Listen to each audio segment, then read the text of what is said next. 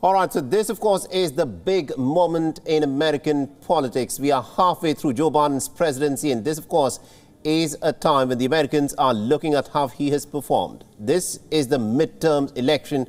No sitting American president, with the exception of George Bush, has been able to, in fact, go on and win the midterm elections in the last few decades. And Joe Biden is unlikely to break the trend. Millions of Americans have cast their vote. Polling is closed across multiple states and early results are now coming in. And just a while back, Donald Trump's former White House spokesperson, Sarah Huckabee Sanders, has managed to win the governorship of the state of Arkansas. With this, she's become the state's first woman to serve in the top office in the state of Arkansas. Meanwhile, in Florida, this, of course, was a result that was expected, but it will have far-reaching consequences way beyond this midterm elections.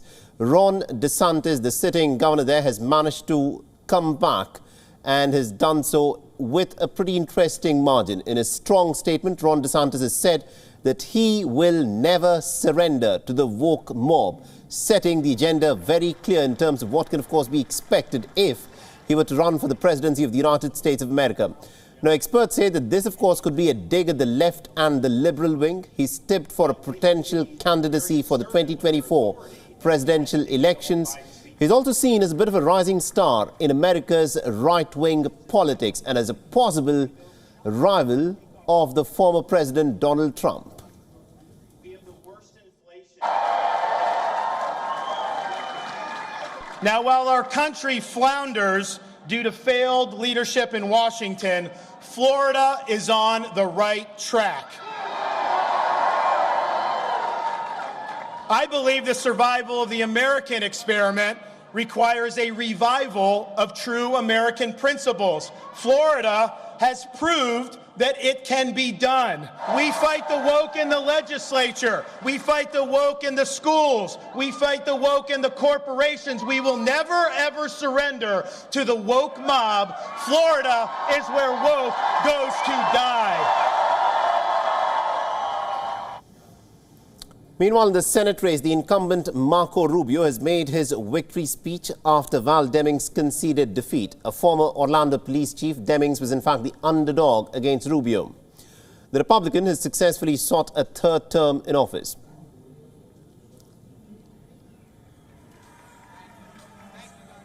The former President Donald Trump flew to his home state to root for both of them, but cracks are pretty evident between Donald Trump and Ron DeSantis. Now, during one of Donald Trump's rallies that he even called the governor of Florida as Ron DeSanctimonious. Meanwhile, results have come in also from the state of Massachusetts. American networks are in fact calling the race, and with this, they are giving Maura Healey this state, as Governor Healey, in fact, will be America's first openly lesbian governor. The 51-year-old Healey has flipped the seat from the Republicans. She's comfortably defeated rival Jeff Deal, and these are according to reports. The 2022 midterm elections are shaping up to be the most consequential in the nation's history. With the control of the Congress at stake, with all 435 seats in the Congress and 35 of the 100 seats in the Senate on the ballot. Dozens of governorships, secretaries of states and attorney generals are also on the ballot. The midterm election will also determine the future of President Joe Biden's agenda and will test the viability of another White House run by Donald Trump. According to data that has come in from the U.S. Election Project, more than 42 million Americans have voted ahead of the election day, either by mail or in person. Remember, voting is closed across many states in America. The counting is on, and initial trends and leads have also, of course, come in.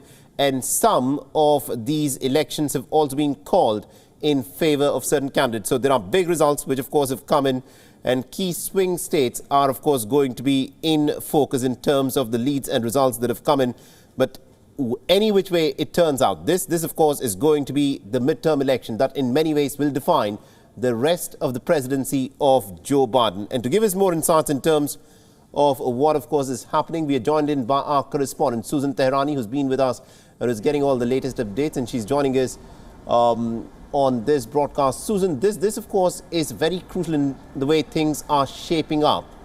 Now, we've been talking about how no sitting president in the United States of America in the last few decades has managed to win the midterm elections.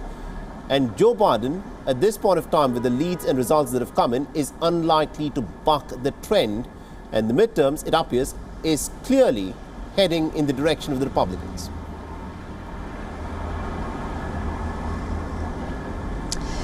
Yeah, it's interesting. You know, it's hard to determine right now, so early on, because not all the votes have been counted, and polling stations on the West Coast haven't even closed yet. So, but what we're seeing right now is that a lot of the results that are coming in are favoring Republicans in some states, but Democrats are ahead as well. I know that we have talked a lot about that blue mirage and red mirage. Perhaps we're seeing that right now, and things might change later on because of the rules and regulations of each state when they have regarding counting ballots, mail-in ballots, at what point they count them, so on and so forth. But historically, yes, you're absolutely right. Apart from, you know, FDR, or in recent contemporary history, George W. Bush, after 9/11, presidents have really not clinched on to Capitol Hill, notably after their first term. What's interesting, and what'll be interesting to see, is how Joe Biden decides to work with the new leadership on Capitol Hill. If we take a look at, for example, 1994, which is always a historic year, when Newt Gingrich, the Republican, took over the House, and the Republicans really took over from Bill Clinton, who was president. He made a speech and he said that era of big government is over. And a lot of people, especially Newt Gingrich, who became Speaker of the House that year, really saw that as a sitting Democratic president lending an olive branch to the Republican side and saying, I'm willing to work with you. I heard the American voters, and let's work together side by side. And that sort of became an iconic year, 1994, and how Bill Clinton really started working and come to the center with the Republicans. Will Joe Biden do the same? Will a similar scenario happen? You know, we'll have to wait and see. Absolutely, indeed. Susan, do continue to stay on with us. Meanwhile, I'm told that we're also being joined in by Mr. Jamil Jaffer, who is a political affairs expert. He's joining us live from Washington, D.C. at this moment. Now, Mr. Jaffer, this is the midterm elections in the United States, but this is not a domestic affair of an election either, because this election will have far-reaching consequences on what happens in the rest of the world, especially the war in Ukraine. Now, at this point of time, it is still early hours because the votes are being counted, the leads and results are still trickling in. But the way things are shaping up, it appears that it is the Republicans who may, of course, have a lead in the U.S. House of Legislators. With that being the case, will Joe Biden be able to back the Ukrainian cause as openly as he did so far? I think so, Mohammed. I think that it's highly unlikely that a Republican majority would actually stand against the President of the United States and consistent U.S. policy being opposed to Russia and helping the freedom fighters in Ukraine protect their own country. While there have been some discussions about Republicans being more careful about how that money is spent and being more judicious, as they traditionally have been with respect to the fiscal spending, I highly doubt that Republicans will pull the plug on Ukraine spending. All right, very interesting there. And Susan, if I can bring you in on this, one of the other key issues that we've been talking about so much is about what is driving the American voters. We've talked about the cost of living crisis, but I want you to weigh in terms of what the American people have been thinking about the issue of abortion, because this is an issue which divides America right down the middle. And at this point of time, it is being said that a lot of Americans are, in fact, very clearly weighing in on the two different visions, which the Democrats and the Republicans, of course, present in terms of how they would deal with abortion. Because the Republicans taking control of several states would mean that the reproductive rights of women in America could be curtailed further.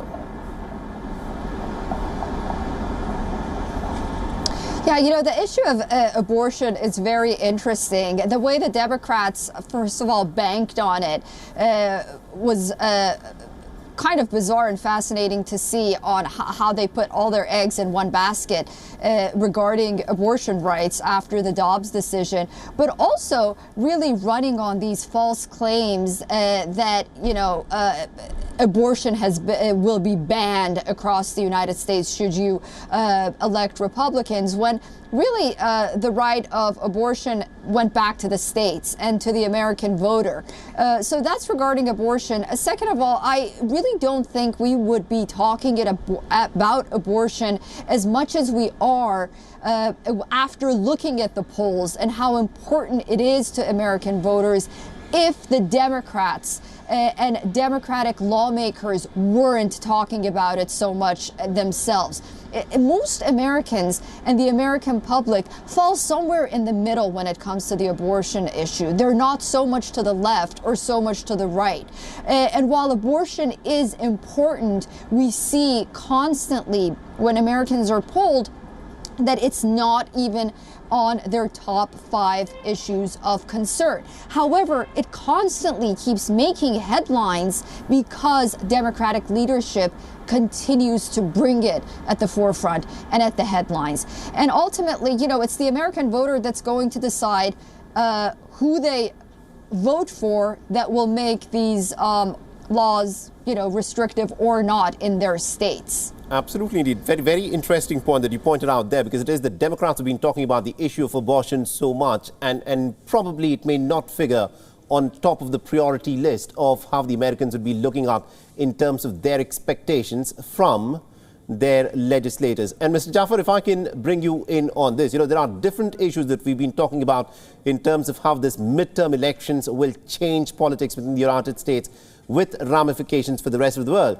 Now, what is clear at this point of time is that it appears that the Republicans have a slight lead, although we should point out to our viewers that all of these are still early leads and trends that we're talking about.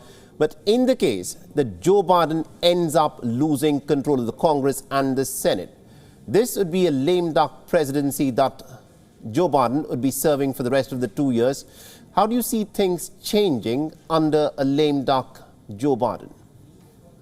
Well, I think certainly if Republicans take both the House and the Senate, the House certainly seems very likely. The Senate is much more in play. I think it's hard to know. I mean, we've seen divided government in the United States many times before, and often what happens is the parties need to work together to collaborate and try to get America's business done. The challenge, of course, in a scenario that we have today where the parties are very much not in alignment on many issues, that can create significant challenges. And so this will require folks like Senate Majority Leader, if it is, in fact, the Republican Senate, Mitch McConnell, House Speaker, if it is Republicans, Kevin McCarthy, and the president to figure out how to find a middle path on an agenda.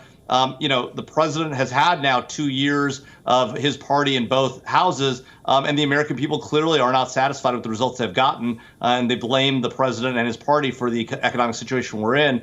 And so now they'll be held accountable, and they'll have to make do with at least one house being Republican, likely, if not both houses of Congress. Absolutely, indeed. And also, Mr. Jaffer, if I can also ask you this question that is on the back of the minds of a lot of people, because this election is also being looked at very closely in terms of what are the chances of Donald Trump running for the presidency in 2024. The candidates that he's been backing, if they were to, of course, come up and win big victories, then that would mean that Donald Trump's possibility of running for presidency in 2024 actually strengthens. How do you see that playing out? No, I think that's exactly right. I think that if Trump-backed candidates are successful in states like Pennsylvania with Mehmet Oz, Blake Masters, J.D. Vance, and the like, if we see a lot of those victories, I think the president, the former president, will view that as a vindication of his agenda. He's going to announce something in a week. We believe it's that he's going to run for president, and it will likely embolden him. And it'll likely gain him strength within the Republican Party for the nomination. You know, it all depends on who the Democrats run. If President Biden runs again, he's going to face the challenges of having to defend his record for 4 years. Kamala Harris, as vice president, will face the same challenge. So the Democrats may need to come up with a different challenger if, in fact, the Republicans are likely to nominate Donald Trump again. Absolutely, indeed. Thank you very much indeed to Mr. Jaffer and also to Susan Tehrani for joining us in this broadcast and getting us all those insights. This, remember, is a crucial election, which in many ways will redefine in terms of how Joe Biden will operate at the White House. And will he now end up becoming a lame duck president for the rest of the 2 years? Will he be able to push through his agenda if he loses control of both the Congress and also of the Senate? Now, it's extremely hard to see as to how things will pan out, because at this point of time, voting has ended in large parts of the United States of America, although voting is still on in some places. But counting of the votes is on. The early leads and trends are coming in. And on basis of that, elections have also been called in several of these states. We've seen some of these crucial states where the election results have been called, because these are not official. They've been called by different media agencies within the United States of America. But we'll, of course, get to know more as of course, the hours go by. But remember, it is being said that the swing states are going to emerge as the kingmakers in this year's midterms. So what are these swing states, and how will this, of course, impact the next 2 years under Joe Biden's presidency? Our next poll gets you more details. Swing states can tip the balance of the election. The vote outcome is uncertain, unlike in Democratic or Republican strongholds. Candidates usually focus on these states. In Ohio, for example, the election swung for a Democratic majority in the House of Representatives in 1984, but swung back to Republicans in 1994, except from 2008 to 2010. In 2000, a very close vote in Florida tipped the presidential election in favor of George W. Bush. The state then went for Barack Obama twice, but voted for Donald Trump in 2016. Swing states evolve over time. In 2022, the main swing states are Pennsylvania, Georgia, Ohio, Wisconsin, Nevada, and Arizona.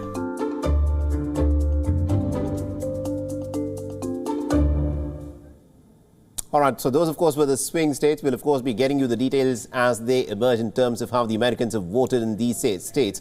Because remember, these states will determine to a very large extent as to who, in fact, goes on to control the Congress and the Senate. So voting has ended in large parts of America, although votes are still being cast in many states in the western part of the United States of America. So how crucial are these midterm elections, and what can we expect once the vote counting is done and we have the results out? Jessica Levinson, a political commentator from Los Angeles, decodes this for you. So I think there are a number of factors that indicate that Republicans will do well. One of them is that typically the party that's not in power always does better in a midterm election. I know for a lot of people, nothing feels typical about this election, but the truth is that Democrats control the Oval Office, the Senate, and the House.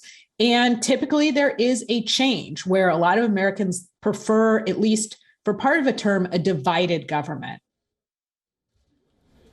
So I think at this point, we're not clear on the voter turnout numbers. What we're seeing is that there are serious spikes in some areas where there are swing states. I think where we need to keep our eyes are places like Pennsylvania, Michigan, Wisconsin, Georgia, and we need to keep our eyes on the youth vote.